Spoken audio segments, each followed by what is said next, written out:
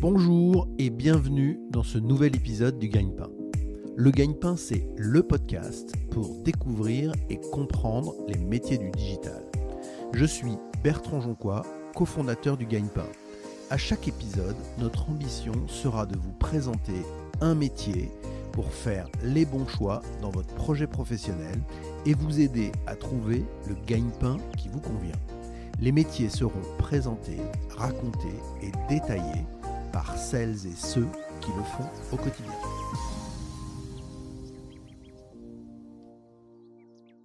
Bonjour Lorraine. Bonjour Bertrand. Merci beaucoup Lorraine d'avoir accepté l'invitation du Gagne-Pain. Tu es trading manager chez Publicis Media. On va avoir l'occasion de parler de ça dans le détail. Mais avant ça, est-ce que tu peux te décrire en quelques mots ? Alors j'ai 27 ans. Je suis née et j'ai grandi à Lyon où j'ai obtenu mon bac en 2013. Ensuite, j'ai obtenu une licence professionnelle en information et communication à l'université Lyon 2 en 2016. D'accord. Est-ce que tu peux maintenant parler de ton parcours professionnel avant Publicis, tes stages, tes expériences avant de rentrer chez Publicis ? J'ai effectué 2 stages. Le premier dans une agence de com spécialisée dans l'hôtellerie de luxe et la restauration. J'ai effectué ensuite 9 mois en CDD, toujours dans la même agence. D'accord. Et le deuxième stage, donc je l'ai fait via Erasmus. Donc j'ai fait 3 mois au Pays de Galles où j'ai appris les bases du SEO. D'accord. Suite à ça, donc j'ai intégré Origami, qui est une académie du marketing digital. Et 5 ans après, je n'ai aucun regret. Excellent. On reviendra sur Origami pour raconter dans le détail ce que tu as fait avec Origami. Mais maintenant, est-ce que tu peux présenter Publicis ? Alors, Publicis est la deuxième agence de publicité au niveau mondial. Publicis regroupe différentes entités. Je fais partie de PMT, Publicis Media Trading, où on va plutôt piloter des campagnes. Donc, on est plutôt sur de l'opérationnel. Donc Lorraine, tu es trader manager chez Publicis. Ça veut dire quoi le trading chez Publicis ? Alors le trading, c'est un peu comme en bourse. On va piloter et optimiser des campagnes publicitaires, digitales, donc sur Internet. D'accord. Il faut savoir qu'un trader média va s'occuper de l'achat d'espaces publicitaires, donc en ligne, via différents supports. D'accord. Ça peut être via des DSP, donc Demand Side Platform, D'accord. donc en programmatique. Ok, donc là on va expliquer ce que ça veut dire. Ça veut dire qu'on achète en fonction de l'offre et de la demande et on achète de façon automatique. C'est ça que ça veut dire ? Tout à fait. Ok. Tout à fait. Ensuite, on peut aussi acheter en gré à gré. D'accord. Donc ça, c'est ce qui se faisait avant le programmatique. Ça veut tout simplement dire qu'on va passer en direct avec des régies publicitaires. D'accord. Et alors les DSP, ils sont fournis par qui ? Alors, c'est différents prestataires externes. Par exemple, Google a son propre DSP qui s'appelle DV360. D'accord. Et sinon, il y a d'autres régies publicitaires qui te fournissent des DSP sur lesquels tu vas travailler. Oui, tout à fait. Ok.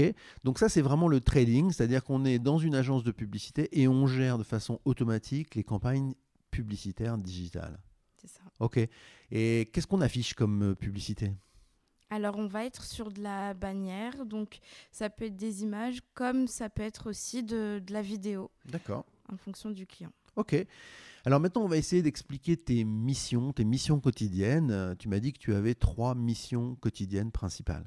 J'en ai fait 3 missions. Donc, la première va consister à faire des recommandations et des plans médias au client en fonction de son brief.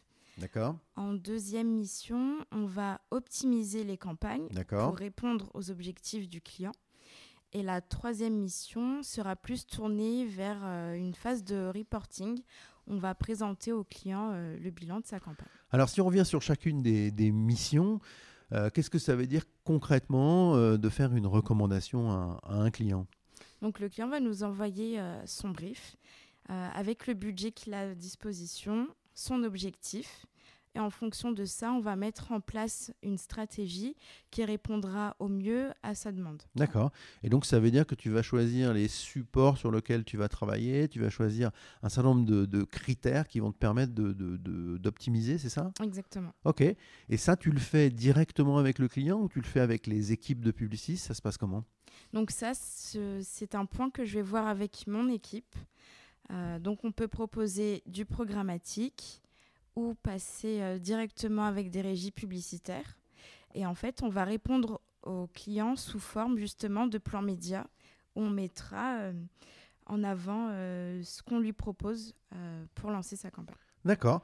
Alors après, en mission 2, tu as dit optimiser. Donc là, optimiser les campagnes, qu'est-ce que ça veut dire? Ça veut dire que la campagne est lancée, elle a été acceptée par le client et maintenant, on la gère. Oui, donc on va regarder différents points. Donc déjà, on va s'assurer que le budget dépense bien. Surtout en programmatique où là, on a vraiment les mains dans le cambouis, on voit en direct tout ce qui se passe. Ensuite, on va s'assurer qu'on n'achète pas trop cher parce qu'on est des traders. Et on va aussi regarder différents KPI, objectifs. Donc, c'est quoi un KPI? alors, un KPI, c'est tout simplement les objectifs en fait, de la campagne. Parce qu'une campagne avec un objectif de notoriété ne sera pas pilotée de la même façon qu'une campagne avec un objectif de trafic sur site. D'accord. Tu as dit en début, on va regarder si la campagne dépense bien. Ça veut dire quoi exactement? Ça veut dire, est-ce qu'on a suffisamment d'espace pour pouvoir acheter ce qu'on veut? On s'assure que le budget du client diffuse bien. Donc, il peut y avoir différents paramètres qui peuvent limiter notre diffusion. Ça peut être notre ciblage. Comme on est donc en programmatique, vu qu'on est sur un système d'enchères, il y a beaucoup de concurrence. Donc, on s'assure d'acheter au bon prix. D'accord. Donc si je prends un parallèle, c'est si je veux vendre quelque chose sur le Bon Coin, par exemple, il faut que je mette le bon prix et c'est comme ça que je vais réussir à toucher beaucoup de monde et à vendre mon produit. C'est un peu la même chose. Tout à fait, tu as tout compris.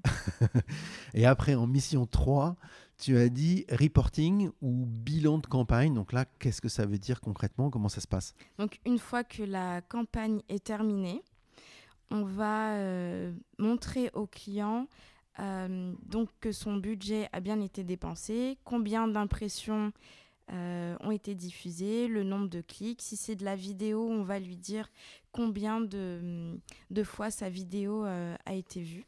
D'accord. C'est principalement ça. Ok, donc on va lui donner globalement les résultats de sa campagne et essayer de faire en sorte qu'elle soit en phase avec ce qu'il souhaitait faire au départ. Tout à fait. Ok, alors après j'avais une autre question par rapport à ce métier. Quelles sont les 3 principales compétences qu'il faut pour ce job? Je dirais qu'il faut être force de proposition. Donc là, c'est ce que tu disais tout à l'heure. Force de proposition, ça veut dire reco. Faire des recos, être suffisamment agile pour proposer des choses. Oui, exactement. Ok. Il faut aussi avoir une certaine connaissance du marché. D'accord. Donc là, ça veut dire qu'il faut se renseigner, il faut être curieux, il faut connaître le marché et connaître ses évolutions. Exactement. D'accord. Et aimer les chiffres ou en tout cas savoir les analyser. Ok, alors ça m'intéresse parce que c'est souvent une question qui nous est posée par ceux qui écoutent le podcast. Aimer les chiffres, ça veut dire qu'on gère des gros tableaux Excel, c'est ça? Ou on va plus loin en termes de volume? On est constamment, je dirais, sur Excel, oui. D'accord. Oui. Mais on n'a pas besoin d'aller plus loin pour gérer des grosses volumétries de données. Excel, ça suffit? Oui. Ok. Et donc, ça veut dire que pour faire ce métier, il faut être bon en Excel quand même. Oui, il faut avoir les bases, oui. D'accord. Lorraine, est-ce que maintenant tu peux nous dire quelle est la tâche quotidienne qui te plaît le plus et celle qui te plaît le moins? Ce que j'aime le plus, c'est la partie recommandation, proposer des tests aux clients et optimiser les campagnes. D'accord. Ce que j'aime le moins, ça va être toute la partie technique pour une mise en ligne de campagne. D'accord. Attention, QGP, la question gagne-pain. Combien ça gagne un trader manager? Un trading manager peut toucher à partir de 40 000 € annuels. D'accord.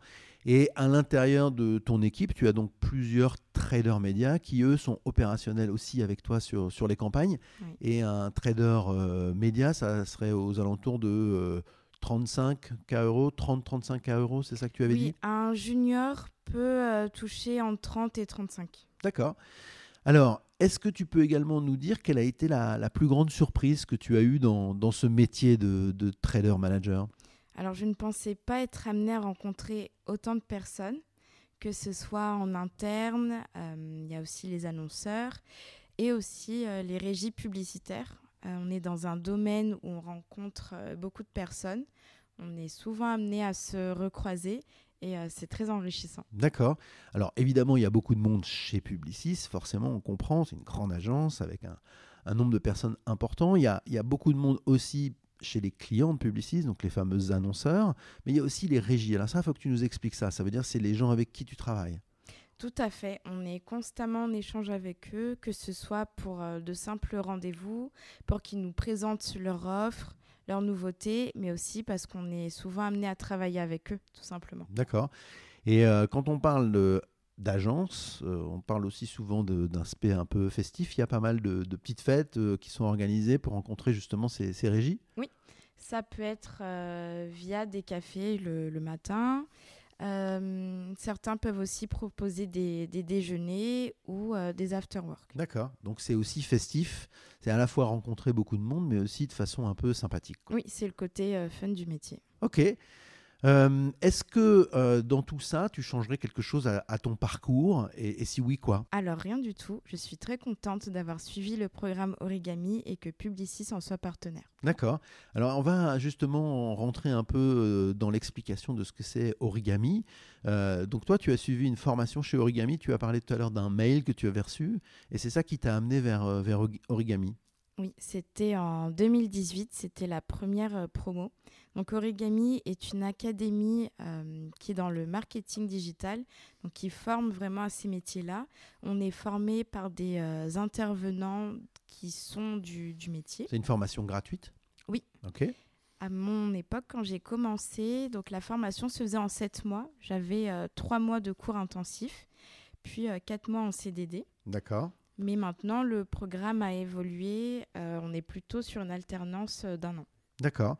Et on est sur un sujet qui est vraiment autour du marketing digital et de la publicité digitale, c'est ça? Tout à fait, oui. Ok. D'où l'importance de travailler avec Publicis pour ce que tu as fait. Lorraine, la communauté du gagne-pain nous interroge très régulièrement sur l'utilisation de l'anglais dans le travail. Est-ce que pour ton métier de trading manager, c'est important l'anglais? Je pense qu'il faut avoir une bonne base en anglais. C'est vrai qu'on utilise beaucoup de termes qui sont en anglais, mais qui peuvent aussi s'apprendre sur le tas. J'ai déjà été amenée à parler en anglais, mais je pense que tout dépend surtout de son portefeuille client. D'accord. Et est-ce qu'il y a des choses qu'il faut faire 100% en anglais? Je sais pas quoi, l'utilisation de certains outils qui sont pas traduits dans les DSP par exemple. Est-ce que c'est déjà traduit en français ou il y a quand même une terminologie à utiliser en anglais? Alors souvent, les DSP sont en anglais. D'accord. Donc là, il y a quand même un minimum à comprendre comment ça marche, quoi. Oui. Ok. Lorraine, est-ce que tu peux maintenant nous expliquer quelle est la journée type d'un trader manager? On va commencer par regarder nos mails parce D'accord. qu'on en reçoit beaucoup. Ok. Et les mails, ils viennent d'où? Principalement des régies, des clients et aussi beaucoup qui sont internes. D'accord. Et quand tu te lèves le matin, il y a combien de mails dans ta boîte? Le matin, ça va être un peu soft, une quinzaine. Mais à la fin de la journée, je pense qu'on n'est pas loin de la cinquantaine. D'accord. Et dans ta journée type, on a donc les mails, la lecture des mails, et puis il y a aussi, j'imagine, des réunions, il y a des rendez-vous. Comment ça s'organise tout ça? Alors, on va avoir ce qu'on appelle des worklists hebdomadaires avec nos clients, D'accord. où on va souvent parler des campagnes qui sont en cours, aussi des plans d'action qui sont de leur côté, D'accord. qui vont nous permettre de préparer aussi les prochaines campagnes. Donc ça, c'est des réunions régulières avec, Oui. avec tes clients. Et ça, globalement, ça se passe en réunion visio, j'imagine. Oui. On n'a pas besoin de se rencontrer physiquement. Non, en général, c'est en visio parce qu'ils sont assez loin. D'accord. Et on peut avoir le même système, mais en interne, D'accord. Ok. avec une autre équipe qui est le conseil. D'accord. Donc là, c'est plutôt pour s'organiser en interne, pour bien répondre aux clients. Tout à fait. Est-ce qu'il y a des rendez-vous physiques et si oui, lesquels? Les rendez-vous physiques se font la plupart du temps avec les régies. D'accord. Donc ça, c'est ce que tu évoquais tout à l'heure, les déjeuners, les cafés le matin Oui. ou les petites réunions festives. Et là, on rencontre les régies. Oui. Donc tes fournisseurs, quoi. Lorraine, en dehors des mails, des réunions, qu'est-ce qui se passe dans ta journée? Alors, on va regarder nos campagnes, s'assurer qu'elles se portent bien, les optimiser. D'accord. C'est vrai que les débuts et les fins de mois sont les périodes les plus chargées parce qu'on va être entre le lancement d'une campagne et aussi sur la partie reporting. D'accord. Et des campagnes, quand tu les lances, comme tu l'évoques là, elles durent combien de temps? C'est des campagnes qui sont de longue durée ou c'est des campagnes très ponctuelles? Ça va dépendre des clients, mais pour mes clients actuels, on est à une campagne par mois. D'accord. Donc ça veut dire que c'est des campagnes qui durent sur l'ensemble du mois et Oui, qu'il faut les gérer du premier jour du mois à la fin du mois. tout à fait. Ok. Lorraine, pour ceux qui nous écoutent, est-ce que tu peux nous indiquer quelles sont les bonnes formations pour faire ce métier? Alors, comme je l'ai évoqué tout à l'heure, Origami est pour moi la meilleure école, étant donné qu'on est directement formé à un métier. Mais on peut tout à fait avoir un master tourné vers le marketing digital, que ce soit de la fac ou des écoles. Dans mon entourage, beaucoup viennent d'écoles de commerce, par exemple. D'accord. Est-ce qu'il y a également des formations en interne pour continuer à progresser? Comment ça se passe? Oui, c'est ce que Publicis met en place. Par exemple, on peut avoir des certifications aux différents DSP. Donc, il y a DV360, il y a aussi Xender qui en propose. D'accord. Et donc ça, c'est les certifications professionnelles qui Oui, permettent d'attester tes compétences sur tel ou tel sujet sur le marketing digital. tout à fait. Ok. Après, on va se poser la question sur le mode de vie. Je sais que pour toi, c'est particulièrement intéressant. Donc, on pose la question du mode de vie pour connaître un peu les horaires, le télétravail, la mobilité. Est-ce que tu peux nous dire comment toi, tu travailles? Alors, j'ai la chance depuis un peu plus d'1 an maintenant donc d'être toujours rattachée à Publicis Média Paris, mais d'être en mobilité à Montpellier. D'accord, donc ça veut dire que tu es 100% à Montpellier. Ouais. Tu viens de temps en temps à Paris quand même. Oui, je remonte 1 à 2 fois par mois. D'accord, Et sur le télétravail, on a droit à 2 jours. d'accord. Et tes horaires de travail, c'est quoi à peu près une journée? Ça démarre quand? Ça se termine quand? C'est quel type d'horaire? Alors, j'aime bien commencer tôt. Donc, quand je suis à Montpellier, je démarre entre 8h et 8h30. D'accord. Et je vais partir entre 7h moins le quart, 7h. D'accord. Ok. Et tu fais tout ça depuis Montpellier la grande majorité du temps. Oui. C'est pas mal quand même ça. Oui, c'est Je super. t'envie. Lorraine, quels seraient tes conseils pour ceux qui nous écoutent et qui souhaiteraient se lancer dans ce métier? De surtout pas hésiter parce que le marketing digital regroupe différents métiers qui sont tous aussi intéressants les uns que les autres. Et il y a beaucoup de recrutement, donc il faut se lancer. Lorraine, est-ce qu'il y a des choses que tu as envie de partager avec ceux qui nous écoutent? On pose cette question notamment sur la partie un peu culturelle, information, les livres, les séries, les podcasts. Et je crois que tu avais quelque chose qui te tenait à cœur et que tu avais envie de partager avec ceux qui nous écoutent. Oui, il y a une émission sur YouTube qui s'appelle The Programmatic Society, qui est très bien faite, car ce sont des intervenants du milieu qui échangent et qui traitent des sujets liés à ce qui se fait sur le marché, et D'accord. notamment au programmatique. Ok, on mettra le lien vers The Programmatic Society dans les commentaires du podcast. Lorraine, on a une question sur l'intelligence artificielle. Est-ce que tu penses que l'IA a déjà un impact sur ton métier ou aura un impact sur ton métier? À date, il n'y en a pas forcément, mais je pense qu'il peut y avoir un intérêt sur la partie recommandation et stratégie. D'accord. Et il y a déjà eu des échanges sur ce sujet, je crois, c'est ce que tu me disais en préparant cette interview. Oui, tout à fait. Il y a quelques semaines, on en parlait déjà. Oui. D'accord. On avait aussi une question qui a été posée par Emeline dans l'épisode 57 qui s'interrogeait sur le sens au travail. Comment tu trouves du sens à ton travail? Je dirais qu'on est constamment entouré par la publicité et que le rôle du trader média, c'est de transmettre le bon message à la bonne personne et surtout au bon moment. D'accord. Et toi, est-ce que tu as envie de poser une question à ceux qu'on va interroger dans le futur? Je crois que oui, tu as une question. Alors, comment vois-tu ton métier dans 5 ou 10 ans? D'accord, on posera cette question dans les prochaines interviews pour avoir la réponse. Est-ce que tu voudrais ajouter quelque chose, Lorraine, à cette interview? Alors, si vous souhaitez me contacter, vous pouvez le faire via LinkedIn. D'accord. On mettra également dans les commentaires du podcast ton profil LinkedIn et je crois que tu avais aussi envie d'ajouter quelque chose à propos de Publicis. Oui, Alors, Publicis recrute, donc n'hésitez pas à envoyer vos CV. D'accord. Et là aussi, je mettrai le lien dans les commentaires du podcast avec les offres d'emploi de Publicis. Merci beaucoup, Lorraine. Merci Bertrand. J'ai vraiment appris beaucoup de choses dans cet entretien avec Lorraine et j'aimerais partager avec vous 3 réflexions complémentaires. La première, c'est le développement considérable ces dernières années de l'achat programmatique dans la publicité digitale. L'achat via les DSP va continuer à se développer ainsi que les métiers qui y sont associés. La conséquence est l'importance grandissante de la formation pour ces nouveaux métiers. Ce qui m'amène à ma deuxième réflexion. Si vous souhaitez en savoir plus sur les métiers de la publicité digitale, nous avons déjà enregistré 3 épisodes qui complètent celui d'aujourd'hui. L'épisode 47 avec Adilson sur le métier de trader programmatique chez Havas. L'épisode 43 avec Clarisse sur le métier de campaign manager chez Tara Jarmon. Et l'épisode 26 avec Héloïse sur le métier de media trader chez Artefact. La troisième chose, c'est évidemment la formation. En plus du témoignage de Lorraine, j'aimerais vous proposer d'en savoir plus sur Origami, une académie gratuite qui forme au métier de la publicité digitale. Dans une interview en format Atelier du Gagne-Pain, j'ai reçu Yann Gabé, le CEO et fondateur de cette académie, à retrouver dans l'épisode 39.